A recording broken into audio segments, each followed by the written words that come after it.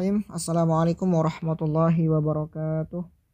Alhamdulillahirabbil alamin wassalatu wassalamu ala asyrafil anbiya'i wal mursalin sayyidina Muhammadin wa ala alihi wa sahbihi ajma'in wa ba'du. Rabbi shrah li sadri wa yassir li amri wahlul 'uqdatam min lisani yafqahu qawli.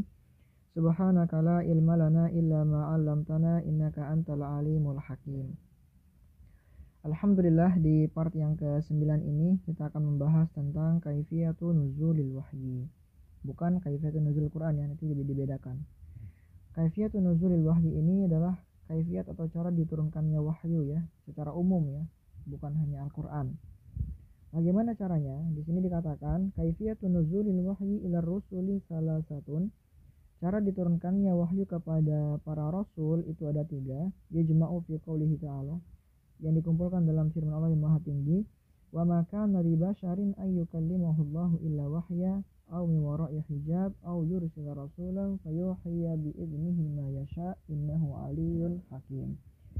Fa hadhihi al-kaifiyah as-salasah hiya, yang pertama min tariqi ilham, yang diisyaratkan dalam firman Allah yang mengatakan maka li basyarin ay yukallimahu Allahu illa wahya. Ini adalah ilham. Ini yang pertama adalah ilham. Yakni al-qadhahul makna, Allah meletakkan suatu makna fil qalbi, di dalam hati, mubasyarah secara langsung, wa minar ru'yah as-shalihah, atau berdasarkan mimpi yang benar, yakni al-qadhahul makna fil qalbi fil manam ya. Jadi tariq ilham ini ada 2. Ada yang pertama adalah diberikan ketika hamba itu sedang terbangun, tiba-tiba ada makna di dalam hatinya, makna wahyu di dalam hatinya. Kemudian ada ketika dia tertidur, itu dari mimpi ya, menerima wahyu dari mimpi yang sholih atau mimpi yang shadiqah, benar.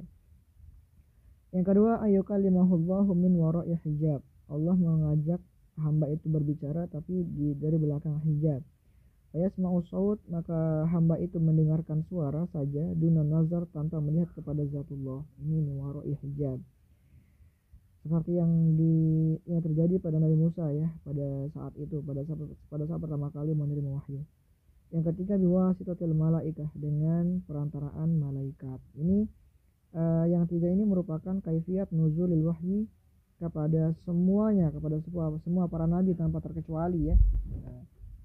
Sekarang kita akan membahas kaifiyatun nuzulil wahyi ila Nabi sallallahu alaihi wasallam. Kaifiyat atau cara diturunkannya wahyu kepada Nabi Muhammad sallallahu alaihi wasallam.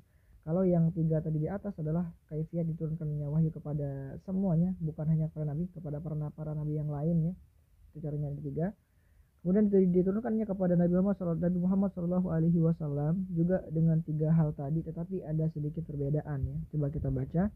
Yang pertama, al-ilham wa ru'yatus shadiqah ya. Nabi juga menerima wahyu dengan ilham juga, dan juga ru'yatus shadiqah. Kadang-kadang ketika Nabi terbangun mendapatkan wahyu ya di dalam hatinya. Ketika tidur juga, yaitu fil manam, Nabi mendapatkan wahyu juga, disebut dengan itu caranya disebut dengan ru'yatus shadiqah atau ru'yatus shalihah. Yang kedua, biwasitatil malak, berdasarkan atau dengan perantaraan malaikat, yakni Jibril alaihissalam, yang disebut sebagai amin al-wahyi, atau disebut sebagai al-amin fi sama ya. Kalau Nabi Muhammad al-amin fi dunia, maka Jibril malah al-amin fi sama. Di sini caranya, wa hadhihi kaifiyatun nuzuli Jibril alaihissalam ila Rasul sallallahu alaihi wasallam arba'ah.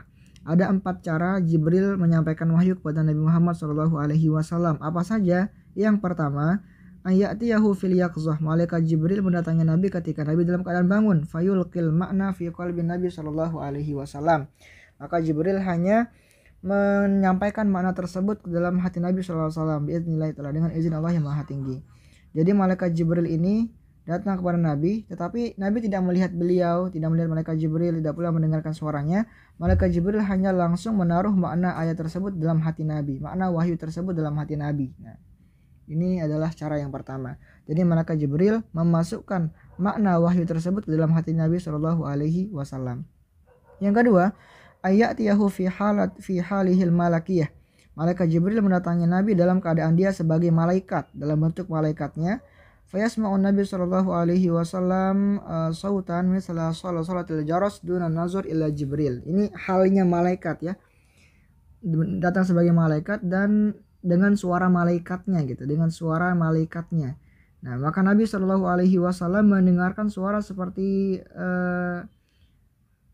seperti jaros, lonceng yang sedang ditabuh gitu ya. Sangat gimana cara kayak gini loh, bayangin kayak saking peliknya itu di telinga itu nggak ketolong gitu loh. Sampai Nabi Shallallahu Alaihi Wasallam di sini dikatakan wa hadza asyaddu halatil wahyi ila Nabi Shallallahu Alaihi Wasallam. Ini merupakan cara penyampaian wahyu yang paling sulit untuk Nabi Shallallahu Alaihi Wasallam. Nah, ya.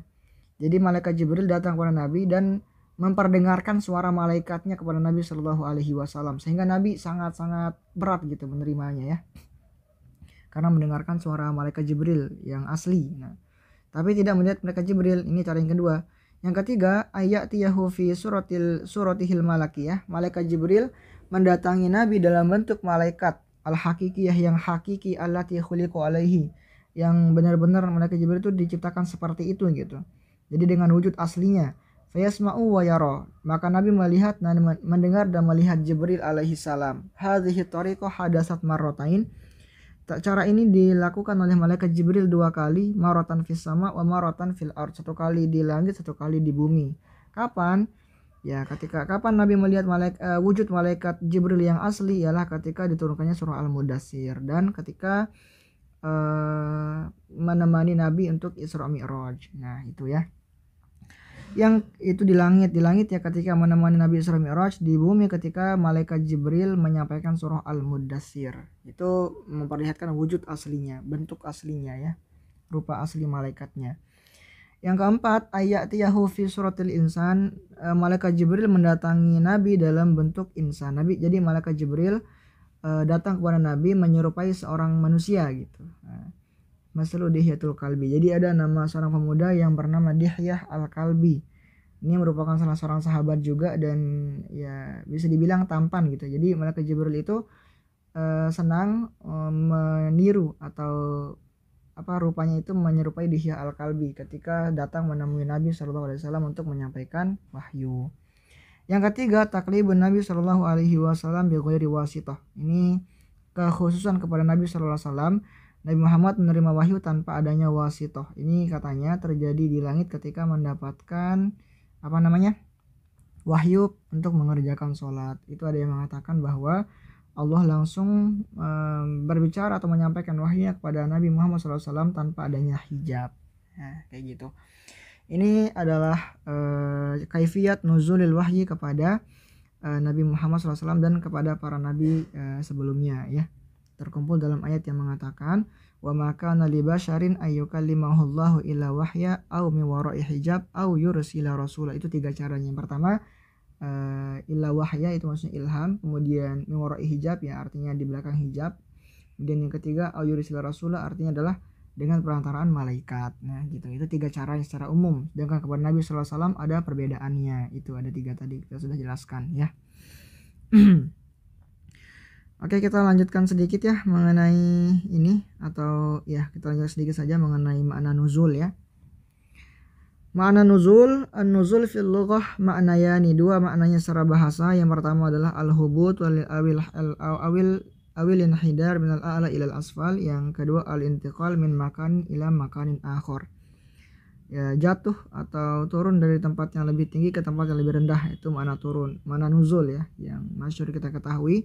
Ada juga nuzul maknanya al-intiqal, pindah dari satu tempat ke tempat yang lain, itu juga bisa disebut sebagai nuzul ya.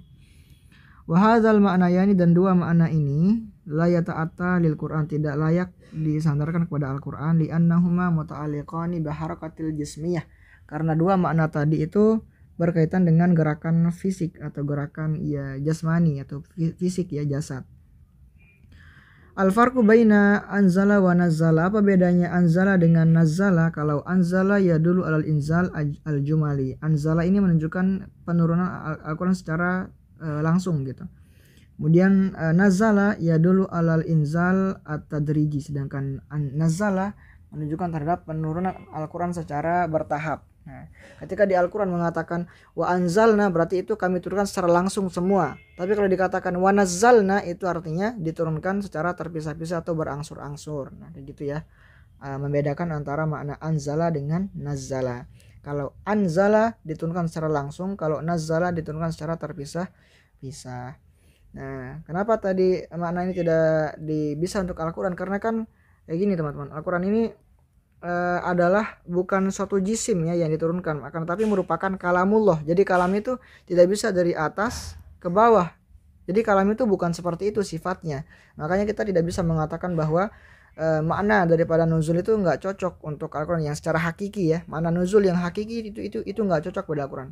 Yang kita gunakan adalah makna nuzul yang majazinya ya, bukan secara hakikinya. Karena makna nuzul yang hakiki itu berhubungan dengan jism atau jasad, sedangkan Al-Quran bukan jism. Nah begitu. Semoga dipahami ya maksud yang disampaikan. Nuzul itu artinya turun. Akan tetapi nuzul dengan makna hakikinya yang dua itu al-hubut atau al-intiqal ini tidak bisa digunakan untuk Al-Quran. Kenapa? Karena dua makna nuzul tadi itu hanya digunakan untuk sesuatu yang jism, sesuatu yang punya fisik. Sedangkan Al-Quran itu adalah kalam, bukan jism. Nah, seperti itu ya. Oke, sekian untuk pembahasan kali ini. Selanjutnya kita akan membahas tentang nuzulul Quran yang mengatakan di sini lil Qur'ani salasu tanazzulat. Kita akan baca di part selanjutnya biar nggak kepanjangan. Bila taufiq wal hidayah. Wassalamualaikum warahmatullahi wabarakatuh.